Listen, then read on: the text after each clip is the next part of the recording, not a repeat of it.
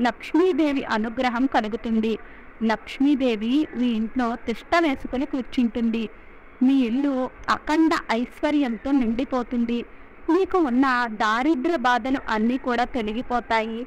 కష్టాలన్నీ పోతాయి. మీరు ఎప్పటి నుండో అనుభవిస్తున్న సమస్యల నుండి బయటపడగలుగుతారు. కోరిన కోరికలు నెరవేరుతాయి. తరతరాలకు తరగని ఐశ్వర్యం వస్తుంది. హిందువులు అన్ని జీవాలలో కూడా భగవంతుణ్ణి చూస్తారు. అందుకే ఆవులు వంటివి పూజనీయమైన జంతువులు అయ్యాయి. అలాగే కొన్ని పర్వతాలు పుణ్యస్థలాలు అయ్యాయి. కొన్ని నదులు పుణ్య నదులు అయ్యాయి.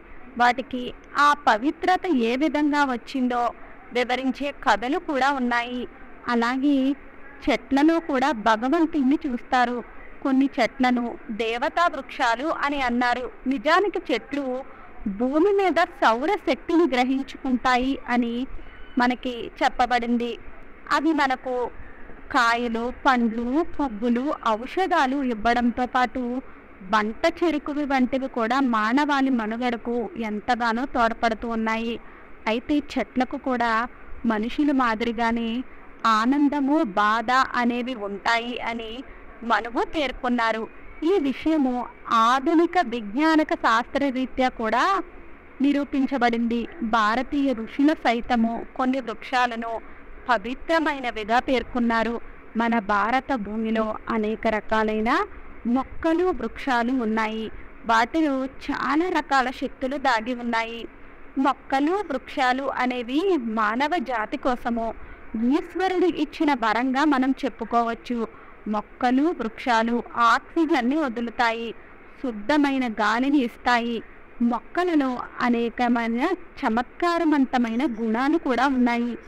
మొక్కల యొక్క పువ్వులను, ఫలాలను మనము అనేక రకాల రోగాల నుండి విముక్తి కోసం కూడా వినియోగిస్తూ ఉంటాము.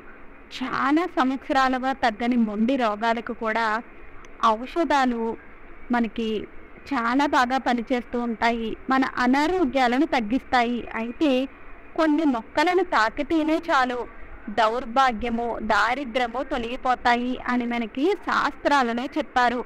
అంతేకాదు కొన్ని రకాల మొక్కల దగ్గరకు వెళ్ళి నిలబడితేనే చాలు మనశ్శాంతి కలుగుతుంది.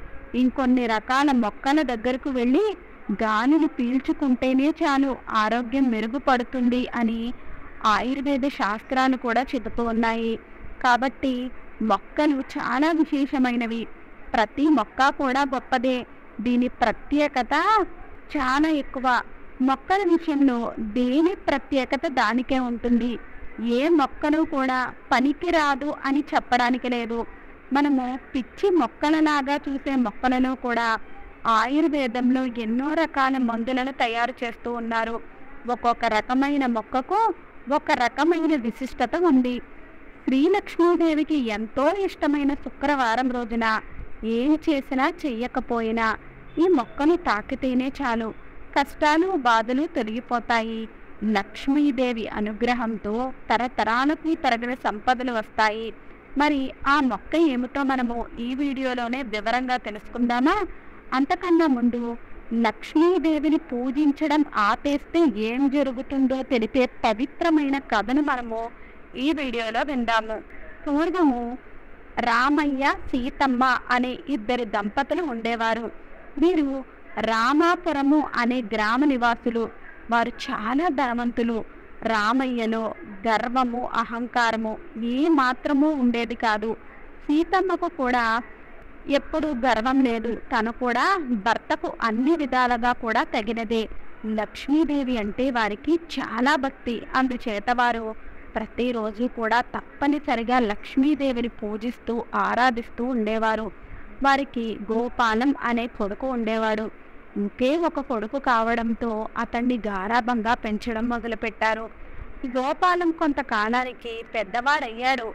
ఆ సమయంలో ఒకసారి సీతమ్మ రామయ్యతో, ఏమండి, మా వాడికి పెళ్లి చేస్తే బాగుంటుంది కదా, ఇంటి పెత్తనం వాడికి వదిలేసి మనము కృష్ణ రామ అంటే విశ్రాంతి తీసుకోవచ్చు, ఈ సంగతి ఆలోచించండి అన్నది. అందుకు రామయ్య సరే అన్నాడు.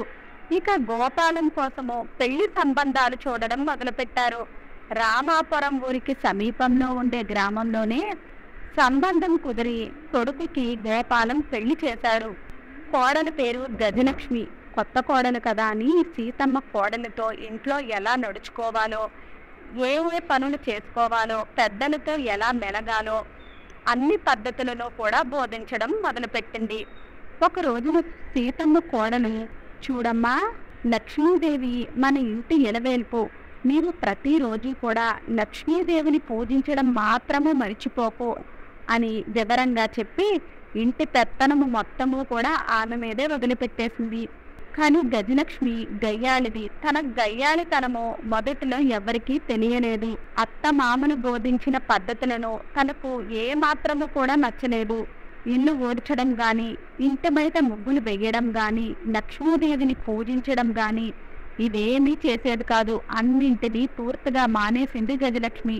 పేరుకు గజలక్ష్మి గాని లక్ష్మీదేవిని పూజించే విషయంలో ఆమెకు మంచి మనసు లేదు. గయ్యాలు అయిన గజలక్ష్మి అత్తమామను 3 పూటలా తిని ఊరికినే కూర్చోవడం సహించలేకపోయింది. ఎలాగైనా సరే అత్తమామలను ఇంటి నుండి తరిమి వెయ్యాలి అనే ఉద్దేశంలో ఉంది.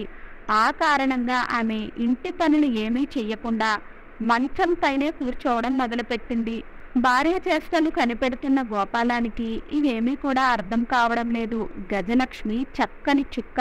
ఆమె అందానికి ముగ్ధుడైన గోపాలము భార్యను ఎదిరించలేకపోయాడు.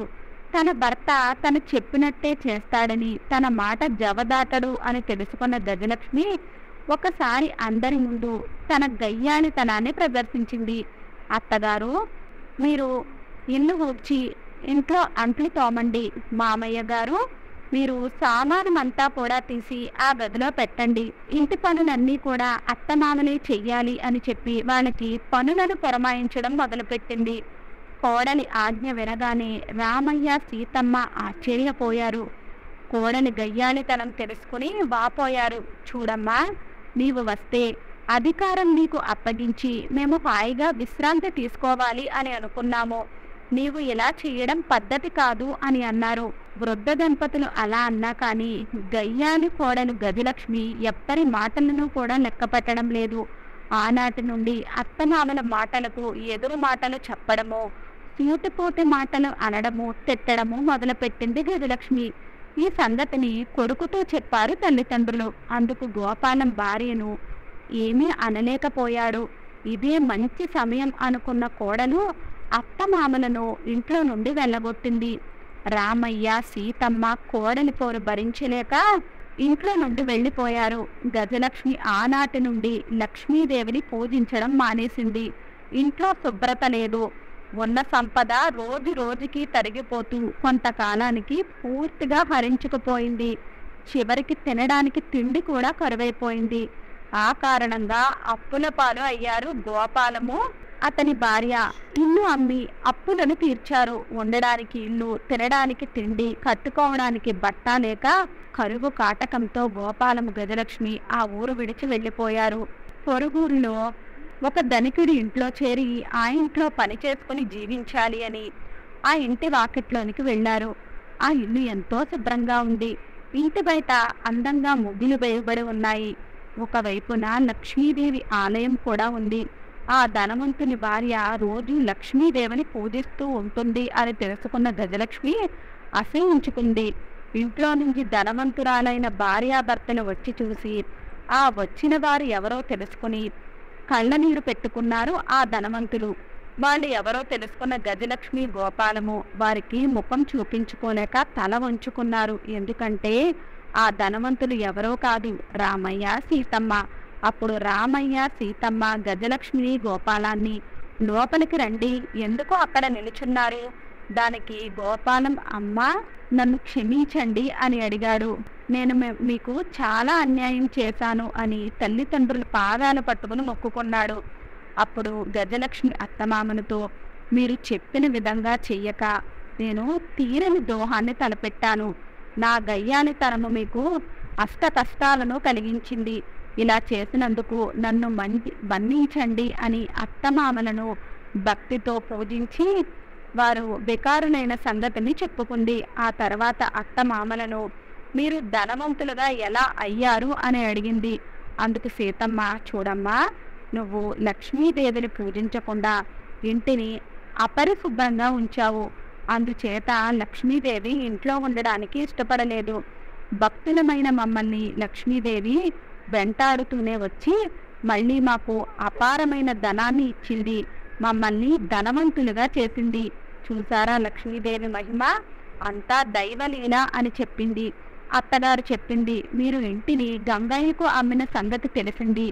ఆయన చేత తిరిగి ఆ ఇంటిని మేమే కొన్నాము, అంతేకాదు ఇక్కడ ఈ ఇంటిని కూడా మేము కొన్నాము అన్నది సీతమ్మ. అప్పుడు కోడలిలో దాగి ఉన్న గయ్యాళితనం పారిపోయింది. లక్ష్మీదేవి పూజ అంటే ఏమిటో ఆమె పూర్తిగా తెలుసుకున్నది.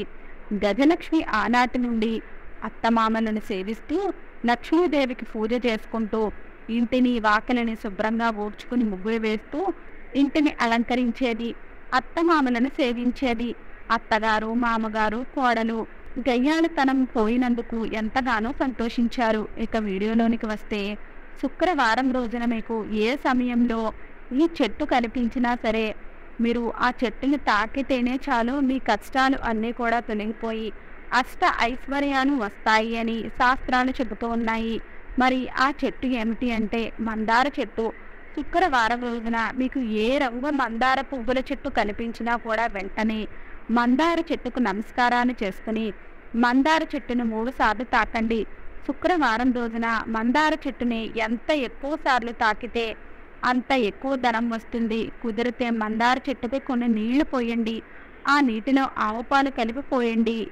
మందార చెట్టు మీద శుక్రవారం రోజు లక్ష్మీదేవి ఉంటుంది కనుక శుక్రవారం రోజు మీకు మందార చెట్టు కనిపించినా లేదా మీ ఇంటి దగ్గరలో మందార చెట్టు ఉన్నా ఆ చెట్టు దగ్గరకు వెళ్ళి ముందు చెంబు నీళ్లు సమర్పించండి. ఆ తర్వాత మీకు ఏవైతే కష్టాలు ఉన్నాయో ఆ కష్టాలు అన్నీ కూడా తీరిపోవాలి అనే సంకల్పాన్ని చెప్పుకోండి. తీరని కోరికలు ఉంటే ఆ తీరని కోరికలు తీరాలి అని సంకల్పించుకోండి. అలా సంకల్పాన్ని చెప్పుకున్న తర్వాత మందార చెట్టుని తాకండి. ఎంత ఎక్కువ తాకితే అంత మంచిది. ఆడవారైతే ఒక మందార పువ్వుని తీసుకుని జడలో పెట్టుకోండి. లక్ష్మీదేవి యొక్క అనుగ్రహం కలుగుతుంది. ఇక తర్వాత కాసేపు మందార చెట్టు దగ్గర కూర్చోండి. 5 నిమిషాల తర్వాత ఇంటికి వెళ్ళండి. శుక్రవారం రోజున ఇలా చేసినట్లయితే లక్ష్మీదేవి యొక్క అనుగ్రహము మీకు ఉన్న కష్టాలను అన్నింటినీ కూడా తీర్చుతుంది. దారిద్ర్యం మొత్తము పోతుంది. మీకు ఉన్న కోరికలు నెరవేరుతాయి. మందార పువ్వు పూజకు అందానికి మాత్రమే కాకుండా అనేక రకాల దోషాలను తొలగించడానికి కూడా ఉపయోగపడుతుంది. మందార చెట్టుని ఇంటి లోపల లేదా ఆవరణలో ఉంచడం వలన చాలా ప్రయోజనాలు ఉన్నాయి. ప్రధానంగా మనకు తెలియని వాస్తు దోషాలు ఏవైనా ఉన్నట్లయితే ఆ వాస్తు దోషాలను అన్నింటినీ కూడా మందార చెట్టు నివారిస్తుంది అని పండితులు చెప్తున్నారు. మందార పువ్వులు ప్రకృతిని అందంగా తీర్చిదిద్ది మనసుకు ఊరటను కూడా ఇస్తాయి. ఈ పువ్వులు దేవుడు పూజకు ఉపయోగపడతాయి. అంతేకాదు అనేక సమస్యల నుండి ముక్తి పొందడంలో కూడా ప్రభావవంతంగా పనిచేస్తాయి.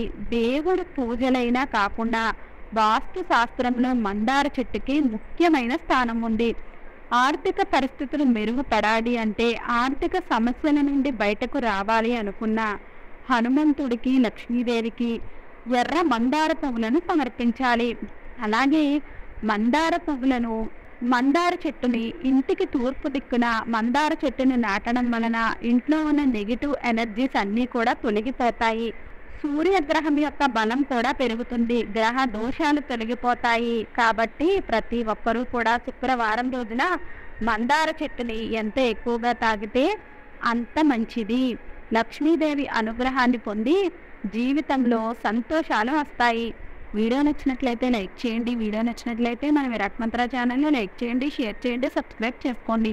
వీడియో నచ్చినట్లయితే కామెంట్ బాక్స్లో జై శ్రీరామ్ అని తప్పక కామెంట్ చేయండి.